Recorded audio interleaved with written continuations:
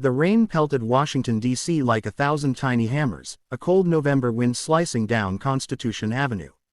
Inside the echoing halls of Congress, Representative Wesley Hunt adjusted his tie and glanced at the hearing agenda. He wasn't looking for a fight. But today, he was about to challenge something bigger than politics. Across the table sat Congresswoman Jasmine Crockett, former military medic, now outspoken representative for the underserved. Calm, composed, almost too quiet for the storm that was brewing. And then, it began. "I just don't get it," Wesley said, his voice steady but sharp. "You speak about courage like it's a choice anyone can make. But you served, you fought, you saved lives. How can you compare that to the struggles of the people in our inner cities? How can you call that courage?" Gasps trickled through the chamber. The tension crackled, but Jasmine didn't flinch. She leaned forward, folding her hands like a woman who'd seen more than most could imagine. "Do you really want to know what courage looks like, Congressman?" Wesley blinked, caught off guard by the softness in her voice. Jasmine took a breath, and told a story no one in that room was ready for. "It was Afghanistan, 2012, she began, her tone pulling the room into a hush. "I was patching up a 19-year-old soldier. Private Ramirez. Fresh from Texas. Just a kid who liked comic books and thought war was about heroism. He'd lost a leg in an IED blast. Blood everywhere. Screaming. Dust in my lungs. But he kept crying about something else." She paused, her eyes glimmering. "His little sister. Back home. He said he never told her he loved her."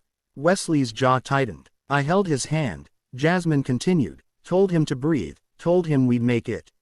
And we did. He lived. But that night, I realized, courage isn't running into bullets. It's choosing kindness in the darkest moments. It's writing to his sister, pretending to be him, until he could use his hands again." There was silence. Then she leaned in further, voice low but firm. "Courage is the mother in Detroit working 3 jobs to feed her children. The teen in Birmingham walking away from a gang. The immigrant in El Paso who gives up their meal so their neighbor can eat. That's courage too." Wesley looked down at his notes, suddenly meaningless. He cleared his throat, but no words came. Finally, he chuckled softly. "You know, I came here thinking I'd trap you with facts and figures. Military credentials, logic." He looked up. "But you reminded me that courage doesn't wear a uniform. It wears a heart." A reporter in the back stopped typing. A staffer wiped their eye. Later that evening, as they exited the chamber together, Wesley turned to Jasmine.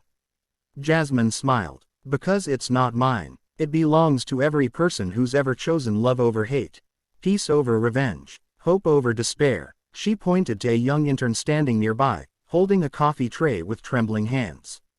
"That kid, scared out of his mind, but still shows up every day, hoping to change the world. That's the kind of bravery that doesn't get headlines, but saves nations." The story aired nationwide that night. Not because of drama, not because of scandal, but because a soldier-turned-congresswoman reminded the world that courage isn't loud. It doesn't always fight. It doesn't always wear medals.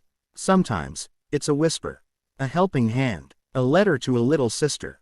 And as people across the US, the UK, and Canada watched with misty eyes, one thing became clear. In a world obsessed with power, it's kindness that still wins the war. Absolutely. Here's a continuation of the story, extending the emotional impact, bringing resolution, and planting a powerful seed of inspiration for the audience. This part brings closure and an uplifting ending, while keeping it authentic and relatable. Within hours, Jasmine Crockett's story had gone viral. Not because of anger, but because of recognition. People saw themselves in her words. In Kansas, a high school civics teacher paused her lesson to play the clip. In Toronto, a retired nurse quietly wept in her living room, remembering the patients she sat beside through the night. In Manchester, a single father wrote down something he hadn't said in years. "I'm proud of you," and stuck it in his daughter's lunchbox. A wave of small, brave kindnesses swept through the everyday. Days later, Wesley Hunt sat alone in his office. No cameras, no speechwriters. He was rereading an old letter from his own mother, the one who raised 3 boys alone after their father passed. He hadn't spoken to her in weeks. Too busy. Too important. He picked up the phone. "Hey, Ma, I just wanted to say thank you. For everything. And I'm sorry it's taken me this long. A pause. Then her voice, warm and cracking through the years. Baby, you just made my whole world. Meanwhile, Jasmine was visiting a veterans shelter across the river. She brought blankets, coffee, her presence. One man, shivering, tired, but full of stories, told her, they think courage left us after the war. But some of us still carry it. In these cracked hands. In forgiving people who forgot us. Jasmine nodded. She sat beside him. No cameras. No speeches. Just two people. One human moment. A week later, Jasmine received a package. No return address. Just a note inside, in uneven handwriting. Greater than, you were the only one who sat with me. The only one who didn't treat me like I was broken. I remembered what you said. I called my daughter. We're meeting for the first time in 10 years. I thought I had nothing left to give. But your kindness made me believe I could still love again. No name. No signature. Just raw, human truth. On a quiet Sunday evening, Jasmine stood beneath the Lincoln Memorial, watching tourists take photos. The air smelled of fall, leaves, roasted nuts, possibility. A little girl walked by, clutching her mother's hand. Jasmine leaned down and said gently, you know, you don't have to be big to be brave. The girl beamed. I help my brother when he's scared. Jasmine smiled. That's real courage. The mother mouthed thank you, and Jasmine watched them disappear into the evening. So here's what this story leaves us with.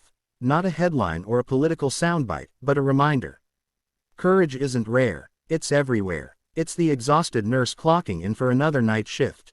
The teen standing up to online bullying. The stranger who notices and stays. The parent who keeps showing up, even when they're hurting. It's you, when you choose compassion over comfort. When you lift someone else, quietly, selflessly, without applause.